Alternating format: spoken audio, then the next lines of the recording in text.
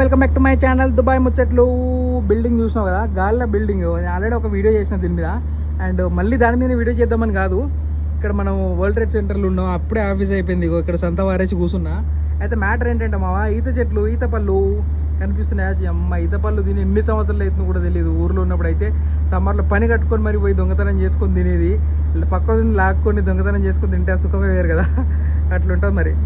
So matter ఏంటంటే, ఈత పళ్ళకి నెట్ కట్టిరు చూసినావా, నెట్ కట్టిరు. ఒకవేళ పండిన తర్వాత కింద డైరెక్ట్ నెట్లో పడతాయి, తీసుకొని తినడం కానీ అమ్ముకోవడం కానీ చేస్తారు. ఇంకో రీజన్ ఏంటంటే, కింద పడి కార్లు దొక్కిన, మనుషులు దొక్కిన అంతా ఖరాబ్ అయిపోతుంది, డస్టీ అవుతుంది. సో అండ్ టెక్నాలజీ కూడా మస్తు వాడుకుంటారు మామ వీళ్ళు. ఎట్లా అంటే, ఇప్పుడు ఈత చెట్లు ఉన్నాయి కదా, పైన మధ్యలో సెల్ ఫోన్ టవర్స్ కానీ సిగ్నల్ టవర్స్ ప్లేస్ చేస్తారు. మంచి స్పేస్ వాడుకుంటారు.